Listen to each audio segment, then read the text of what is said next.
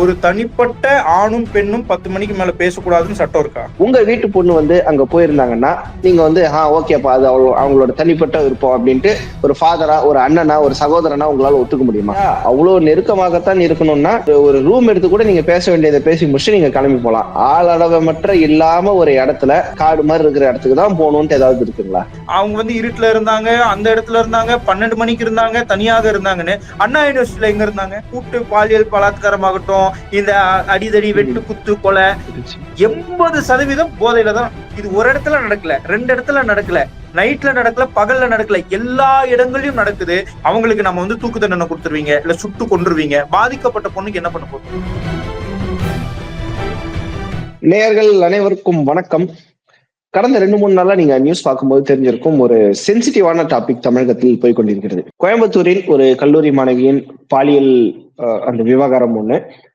அதை பத்தி பேசணுமா பேச வேணாமா அப்படின்ற ஒரு நிறைய கன்ஃபியூஷன் நம்மளுக்குள்ள இருந்தது. ஏன்னா அந்த டாபிக் அப்படின்றது ஒரு கத்தி மேல நடக்கிற ஒரு டாபிக்காக இருக்கிறது. ஒரு சாரார் அதை ஒரு சட்டம் ஒழுங்கு பிரச்சனையாக முன்னிறுத்த விரும்புகிறார்கள். இன்னொரு சாரார் அது ஒரு தனிப்பட்ட நபரின் விருப்பத்தின் ஒழுக்கம் சார்ந்த ஒரு விஷயமாக மாரல் போலீசிங் அப்படின்றதுக்குள்ள வருது.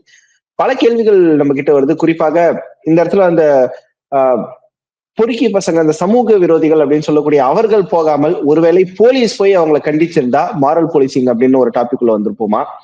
இல்ல இந்த சமூக விரோதிகள் நடமாட்டம் பெருகியதற்கு காரணமா? இல்லை அந்த நேரத்துல அப்படி ஒரு இடத்துக்கு தான் போய் ஆகணுமா அப்படின்ற ஒரு ஒழுக்கம்? இந்த மாதிரி பல கேள்விகள் நம்ம கிட்ட இருந்து இருக்கு. சமூக விரோதிகளுக்கு இப்படிப்பட்ட செயல்களை செய்ய அரசு அனுமதிக்கிறதா? அதாவது சட்டம் ஒழுங்கை கையில் வைத்துக் கொண்டு இருக்கக்கூடிய அரசு வந்து மறைமுகமாக அந்த சட்டம் ஒழுங்கை பேணி பாதுகாக்காமல் இதை மறைமுகமாக அனுமதிக்கிறதா அப்படின்ற மாதிரி காட்டமான விமர்சனங்கள் ஒரு பக்கம் இருக்கிறது. இதை பற்றி ஒரு மாற்று அரசியலை தேசிய அளவில் எடுத்துக்கொண்டு செல்ல வேண்டும் அப்படின்ற நோக்கத்தோடு இருக்கக்கூடிய தேசிய பொது உடைமை கட்சியின் நிறுவன தலைவர் சசிகரன் அவர்கள் நம்முடன் இணைந்திருக்கிறார். வணக்கம் sir, welcome to the show.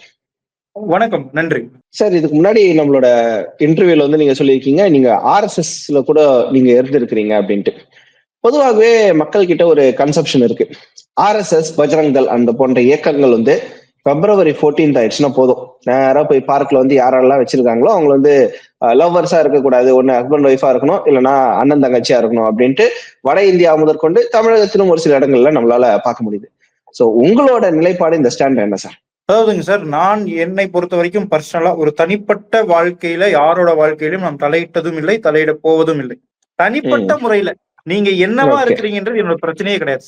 நீங்க நல்லவனா கெட்டவனா, உங்களுக்கு மட்டும் சம்பந்தப்பட்டு சமுதாயத்திற்கும் தேசத்திற்கும் பாதிப்பு இல்லாத எந்த ஒரு விஷயமும் என்னுடைய மேட்டர் ஆஃப் கன்சர்னே கிடையாது. அது எப்பொழுது சமுதாயத்திற்கும் தேசத்திற்கும் ஒரு பாதிப்பு ஏற்படுதோ அன்னைக்கு ஒரு தேசியவாதியாக களத்தில் நிற்க வேண்டியது என்னுடைய கடமை, நிற்பேன்.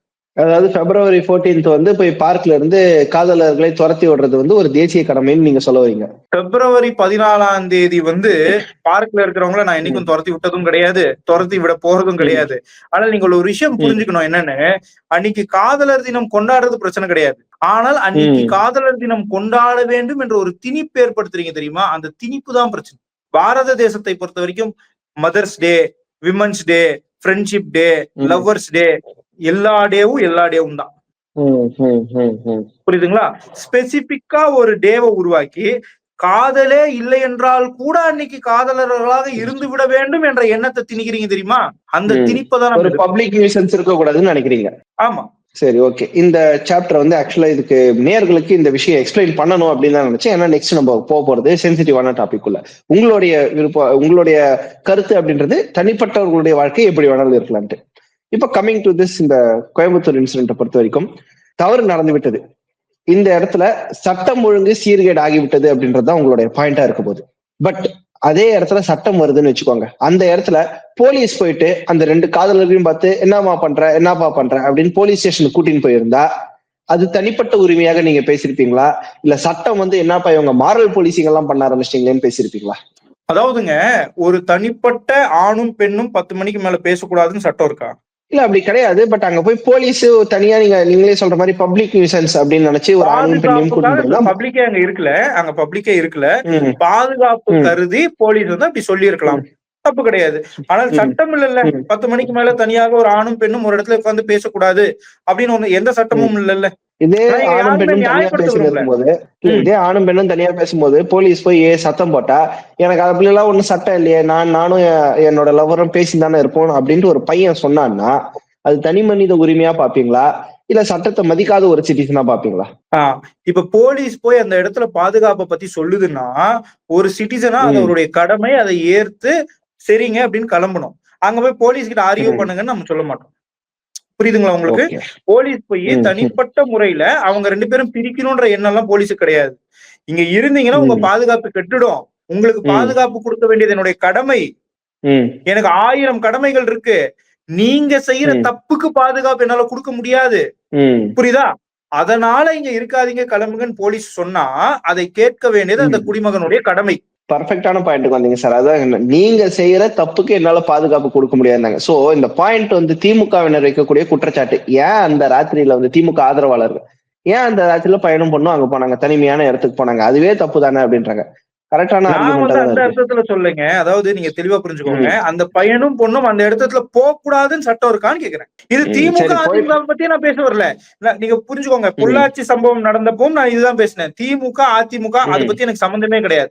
ஒரு தனிப்பட்ட முறையில் ஒரு ஆணும் ஒரு பெண்ணும் பேசக்கூடாது, இந்த நேரத்துக்கு மேல பேசக்கூடாது, இல்ல இந்த இடத்துல பேசக்கூடாதுன்னு ஏதாவது சட்டம் இருக்கா? இல்ல சார், இப்போ சரி உடச்சே பேசிடுவோமே. இந்த இடத்துல என்ன வந்து பர்சனலா கேட்டீங்கன்னா, எஸ் சட்டம் ஒழுங்கு சீர்கேடுக்கு ஒரு பெஸ்ட் எக்ஸாம்பிள் இந்த ஒரு விஷயம் அப்படின்னு வச்சுக்கலாம். ஏன்னா அது தவறாக போய் முடிஞ்சு விட்டது. அந்த இடத்துல பையனும் பொண்ணு வந்து ஒரு வழிப்பறையோடு நிறுத்தியிருந்தா கூட இந்த அளவுக்கு அது சென்சேஷனா இருக்காது. கற்பழிப்பு, வன்புணர்வு அப்படின்னு போனதால இது பயங்கர சென்சேஷன் ஆயிடுச்சு. சிம்பிளா கேக்குறேங்க, உங்க வீட்டு பொண்ணு வந்து அங்க போயிருந்தாங்கன்னா நீங்க வந்து ஓகேப்பா, அது அவங்களோட தனிப்பட்ட விருப்பம் அப்படின்ட்டு ஒரு ஃபாதரா, ஒரு அண்ணனா, ஒரு சகோதரனா உங்களால ஒத்துக்க முடியுமா? அதாவதுங்க, நான் வந்து பொதுவா பிராக்டிகலா பேசுறேன். யாராக இருந்தாலும் ஒருவருடைய தனிப்பட்ட வாழ்க்கையில நீங்க ஒரு லிமிட்டுக்கு மேல பேச முடியாது. புரியுதுங்களா? அவங்க எதுக்காக அங்க போனாங்க, என்ன காரணம், எதனால அங்க பேசினாங்க, என்ன பண்ணாங்க அப்படின்றது உங்களுக்கும் தெரியாது, எனக்கும் தெரியாது, அவங்களுக்கு மட்டும்தான் தெரியும். அப்போ ஒரு ஜட்ஜ்மெண்ட் நம்ம கொடுக்கிறது வந்து சரியான விஷயம் கிடையாது. புரியுதா? ஒரு காதலர்களாகவே அவங்க காதலர்களா இருக்காங்களான்னு எனக்கு தெரியாது. காதலர்களாகவே இருக்கிறாங்க அப்படின்னு வச்சுப்போமே. தனிப்பட்ட முறையில பேசணும்னு நினைக்கிறாங்க. எங்க பேசுவாங்க சொல்லுங்க, நீங்க சொல்லுங்க. தனிப்பட்ட முறையில பேசணும்னா நம்பர் 1 போன்ல பேசிக்கலாம். நேர்ல தான் பேசணும் அப்படின்னா ஒரு பப்ளிக் பிளேஸ்ல, ஹோட்டல்ல, பார்க்ல, பீச்ல, எங்க சரி பீச் கோயம்புத்தூர்ல இல்ல, ஒரு ஹோட்டல்ல, பார்க்ல பேசலாம்.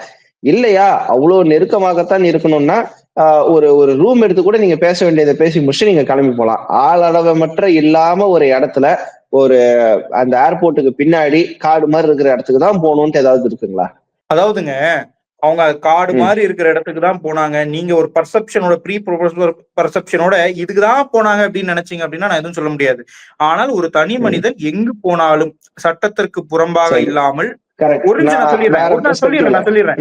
சட்டத்துக்கு புறம்பாக இல்லாமல் ஒரு தனிநபர் யாருக்கும் தொந்தரவாக இல்லாமல் சமுதாயத்திற்கு எந்த விதமான பிரச்சனையும் இல்லாமல் போறாங்க அப்படின்னா அவங்க போறதுக்கு பாதுகாப்பு கொடுக்க வேண்டியது அரசாங்கத்துடைய கடமை. சரி, நான் வந்து அந்த ஒரு ஆண் பெண் அப்படின்னு வைக்கும் போது அது கொஞ்சம் சென்சிட்டிவாவே போகுது. நான் வேற மாதிரி கொஸ்டின் போட விரும்புறேன்.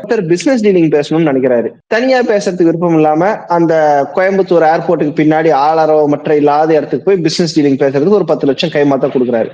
அப்ப அங்க வர ஒரு 4 திருடங்க வந்து அடிச்சு போட்டு போயிடுறாங்க. முதல்ல வந்து அரசு ஏன் அவங்களுக்கு பாதுகாப்பு கொடுக்கலன்னு கேட்பீங்களா, இல்ல அந்த பிசினஸ் மேனை பார்த்து ஏன்பா உனக்கு பிசினஸ் டீலிங் பண்றதுக்கு வேற இடம் கிடைக்கலையா, ஆள் இல்லாத இடத்துலதான் போய் நீ பிசினஸ் பேசுவியா அப்படின்ட்டு அவங்கள கண்டிப்போமா? அதாவதுங்க, நீங்க ஒரு விஷயம் இந்த பாயிண்ட்டுக்கு நான் சொல்றேன் பாருங்க. நான் எங்க போனேன், இதோ ஒரு காட்லியா இதுதான் அந்த ஏர்போர்ட்டுக்கு பின்னாடி ஆளரவமற்ற இல்லாத இடத்தை தேர்ந்தெடுப்பதற்கான காரணம் என்னன்னு தான் நான் கேட்கிறேன். அப்போ அந்த போன 2 பேரும் ஆட்கள் கிடையாது, வந்த ஆட்கள் கிடையாது. அவங்க எல்லாம் யாரு? இல்ல, பொதுவாவே நம்ம பெர்செப்ஷன் என்னன்னா ஒரு ஆள் இல்லாத இடத்துக்கு நம்ம போறோம் அப்படின்னாலே அது ஒரு சமூக விரோதிகளுக்கான ஒரு புகலிடமாகத்தான் இருக்கும் அப்படின்றது எல்லாருக்குமே தெரிஞ்ச ஒண்ணு. நீங்க நியாயத்தை பேசுங்க, தர்மத்தை பேசுங்க. நார்மலா யோசிங்க. சின்ன பசங்க விளையாடிட்டு இருக்கிறாங்க, ஒரு சுத்தி பார்க்கணும்னு போறாங்க. ஒரு உதாரணத்துக்கு சொல்றேன். பசங்களே, வெறும் பசங்களே போறாங்க. இந்த இடத்துக்கு மேல நான் போனாலும் எனக்கு எந்த பிரச்சனையும் இல்லைங்க அப்படின்ற ஒரு சூழல் உருவாக்க வேண்டியது ஒரு அரசாங்கத்துடைய கடமையா? ஐயோ இங்க போனா பிரச்சனை, அங்க போனா பிரச்சனை, அங்க போனா குடிகாரங்க இருப்பாங்க, இங்க போனா குடிகாரங்க இருப்பாங்கன்னு பயப்பட்டு என்னுடைய தேசத்தில் நான் நடமாடுறதுக்கு பயப்பட வேண்டியது ஒரு அரசாங்கத்துடைய கடமை. நீங்க சொல்லுங்க. அரசாங்கம் அந்த ஒரு அப்படி ஒரு பாதுகாப்பற்ற நிலையை வைத்திருப்பதே தவறுன்றீங்க. நான் இந்த இடத்தில் பாதுகாப்பற்ற நிலையை தாண்டி அப்படிப்பட்ட விஷயத்தை செய்யலாம் என்ற மனநிலையில் அந்த மனிதர்கள் இருப்பதற்கு உறுதுணையாக இந்த சமுதாயம் போய்விட்டது என்ற வருத்தத்துல பேசுறேன். தெளிவா புரிஞ்சுக்கோ. இது ஒண்ணு இல்ல, ரெண்டு இல்ல. சரி, இந்த இடத்துல நீங்க பேசுறீங்க, அவங்க வந்து இருட்டுல இருந்தாங்க, அந்த இடத்துல இருந்தாங்க, 12 மணிக்கு இருந்தாங்க, தனியாக இருந்தாங்கன்னு. அண்ணா யூனிவர்சிட்டியில எங்க இருந்தாங்க? கல்லூரி வளாகத்துக்குள்ளே இருந்தாங்க. கல்லூரி வளாகத்துக்குள்ள இருந்தாங்கல்ல. நான் எத்தனை இடம் காட்டு, பப்ளிக் பிளேஸ்ல இந்த மாதிரி நடந்தது எத்தனை இடம் இருக்கு. டெல்லியில எங்க நடந்துச்சு, பஸ்ல நடந்துச்சு. அப்போ இது மனநிலை. நான் பொள்ளாச்சி சம்பவம் போது இதுதான் சொல்றேன். இது மனநிலை. நான் இந்த அரசாங்கத்து மேல, இந்த கட்சி மேல, இந்த தனிப்பட்ட மனிதன் மேல நான் வந்து குற்றம் சுமத்திட்டு என்னோட கடமை முடிஞ்சிச்சுன்னு கடக்க விரும்பல. ஒரு தேசியவாதியாக இந்த தேசம் நல்லா இருக்கணும்னு நினைச்சா இந்த மன நோயை வந்து நம்ம குணப்படுத்தணும். ஒரு பொண்ணு தனியாக ஏதோ ஒரு இடத்துல இருந்தால் கூட அந்த பொண்ணுடைய சம்மதம் இல்லாமல் நான் என்னுடைய அத்துமீற மாட்டேன் என்ற எண்ணம் கொண்ட சமுதாயத்தை நம்ம உருவாக்கணும். அப்பதான் அது நியாயமான சமுதாயம். நீங்க சொல்றது வந்து பிலாசபிக்கலி தியரிட்டிக்கலி எல்லாமே கரெக்ட் தான். பட் பிராக்டிகலிட்டிக்கு நம்ம வருவோம். சமீப காலமாக இந்த கூட்டு பாலியல் வன்புணர்வு அப்படின்றது தமிழகத்தில் நிறைய கேஸ் வந்து நம்ம பாக்குறோம். இதற்கான அடிப்படை காரணம் அப்படின்றது நீங்க என்ன சொல்ல வரீங்க? அகைன் சட்டம் ஒழுங்கு அதுக்குள்ளதான் போவீங்களா, இல்ல இந்த போதை கலாச்சாரம் இதுக்குள்ள போவீங்களா? இது பிரச்சனை இல்லைங்க. நான் வந்து பல இடத்துல சொல்லியிருக்கேங்க. நான் வந்து நீங்க டிஎம்கே சப்போர்ட் பண்ணணும், எந்த கட்சிக்கு சப்போர்ட் பண்ணணும்ன்றது என்னோட எண்ணம் கிடையாது. சட்ட ஒழுங்குன்னா இது எந்த கட்சியா இருந்தாலும் சட்ட ஒழுங்கு கொடுக்க முடியாது பிராக்டிகலா. காவல்துறைனா எல்லா இடத்துலயும் கண்காணிச்சுட்டே இருக்க முடியுமா? பிராக்டிகலா முடியாது இல்ல. இது வந்து எதனால இது ஏற்படுதுன்னா போதை கலாச்சாரம். அந்த இடத்துல நான் சட்ட ஒழுங்குக்கு வரேன். போதை கலாச்சாரம் ஒருத்தன் வந்து எங்க வேணா குடிக்கலாம், எதை வேணா குடிக்கலாம், குடிச்சுக்கிட்டே இருக்கலாம், காலையில இருந்து நைட் வரைக்கும் போதையிலேயே இருக்கலாம் என்ற மனநிலையில் ஒரு சமுதாயம் தள்ளப்படுறது தப்பு இல்லையான்னு சொல்லு. இந்த இப்ப குடின்றது வந்து பரவாயில்ல அப்படின்ற மாதிரி ஆகி போகுது. இன்னும் பலவிதமான இந்த கஞ்சா ஆரம்பிச்சு பலவிதமான புது ட்ரக் பேரெல்லாம் வேற வந்து கொண்டிருந்தது. ஈவன் திமுகலயே கூட ஒருத்தர் அந்த போஸ்டிங்ல அயலகாணியில கூட இருந்தாரு. அதெல்லாம் நம்ம பார்த்தோம். சோ அது கைமீறி போயிடுச்சு. இனிமேல் இது ஒரு சீரியஸ் இஷ்யூங்க. இது வந்து ஒரு சீரியஸ் இஷ்யூ. இந்த மனநிலைக்கு மனிதர்கள் தள்ளப்படுறாங்க. இதை ஒரு அரசாங்கம் கவனித்து இதை சரிப்படுத்துவதற்கு என்ன பண்ணணும்? ஏன் நம்மளுடைய சமுதாயம் போகுது, ஏன் அப்படி அதை நோக்கி போறாங்க? நீங்க எங்கேயாவது பாருங்க, இந்த கூட்டு பாலியல் பலாத்காரமாகட்டும், இந்த அடிதடி வெட்டு குத்து கொலை 80% போதையில தான். இதுக்கு அந்த போதையின் உச்சத்துல இருக்கிற ஒருத்தனுக்கு அது காடா ரோடா, லைட் இருக்கா லைட் இல்லையா, அவன் பாக்குறானா இவன் பாக்குறானான்ற புரிதல் இல்லாத ஒரு நிலையில அவன் இருக்கிறான். புரியுதா உங்களுக்கு? அவன் தெளிவான நிலையில இருந்தா இப்ப இருட்டு காலையில மாட்டுவன்றது தெரியாதா?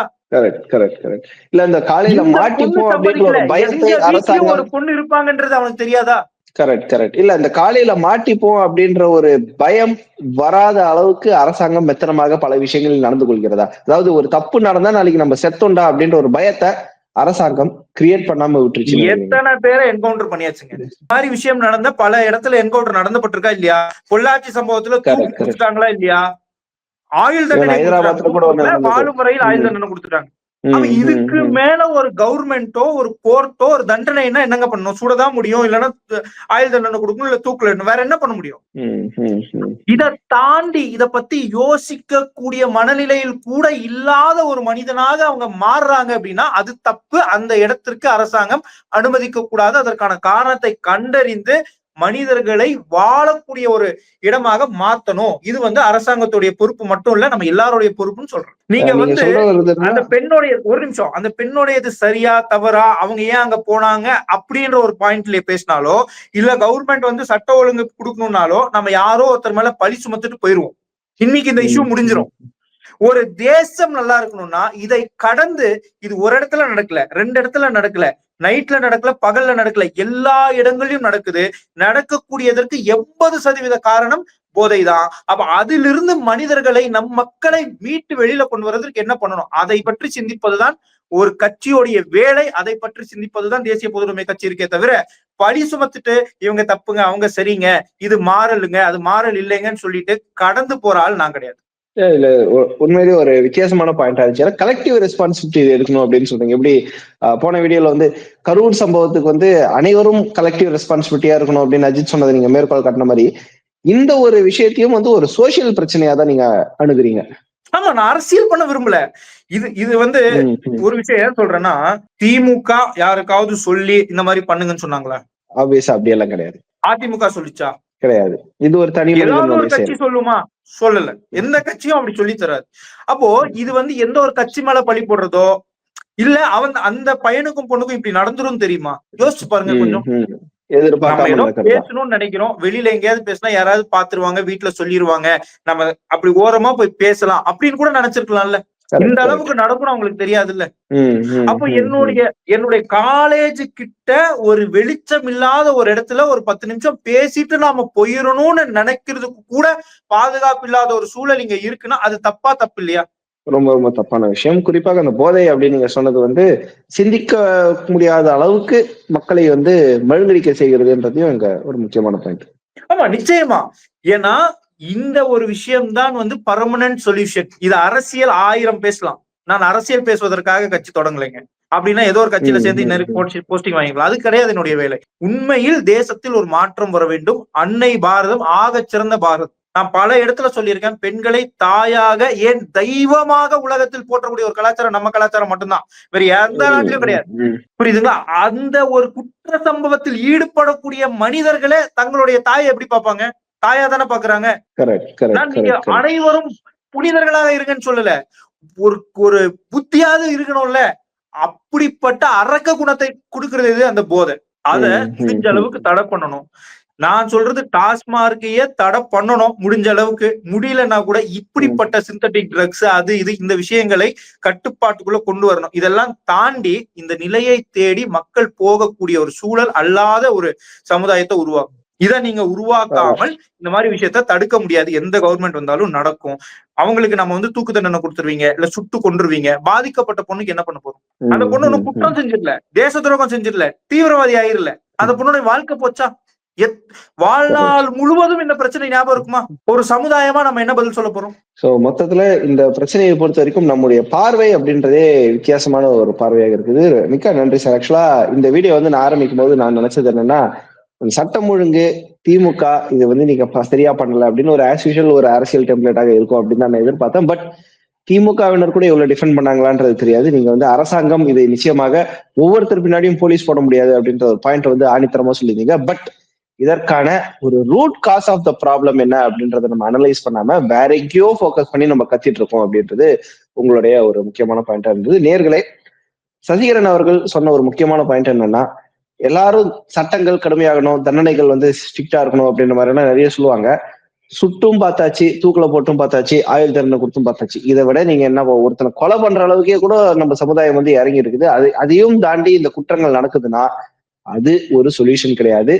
வேற ஒரு இடத்துல நீங்க ஃபோக்கஸ் பண்ணணும். நோய் நாடி நோய் முதல் நாடி அப்படின்னு சொல்லுவாங்க. அது போன்ற இந்த போதை கலாச்சாரம் அப்படின்ற ஒரு விஷயம் மக்களின் மூளையை மழுங்கடித்து ஒரு மனிதனிலிருந்து மீண்டும் குறையாக போகும் அளவுக்கு ஒரு மனித இனத்துக்கே ஆபத்தான ஒரு விஷயமாக இருக்கிறது. அந்த ஒரு விஷயத்துல அரசாங்கம் ஃபோக்கஸ் பண்ணணும் அப்படின்ற ஒரு சமுதாய புரட்சி நடக்க வேண்டும் அப்படின்றதுல சசிகரன் அவர்கள் தன்னுடைய தேசிய பொது உரிமை கட்சியின் கொள்கையாக நிறுத்துகிறார். உண்மையிலே சார் இந்த வீடியோ நிறைய பேருக்கு ரீச் ஆகணும் அப்படின்றதா எங்களுடைய ஆசையாக இருக்கிறது. காரணம், இந்த வீடியோவில் அரசியல் பேசப்படவில்லை. அரசியல் பேசுவதற்கு அத்தனை ஸ்கோப் இருந்த போதும் சசிகரன் அவர்கள் இதில் அரசியல் பேசாமல் சமுதாய மாற்றத்தை முன்வைத்திருக்கிறார். மிக்க நன்றி சார். இந்த கருத்து நிச்சயமாக ஒவ்வொரு மக்களுக்கும் போய் சேர வேண்டும் அப்படின்னு நம்ம இருக்கோம்.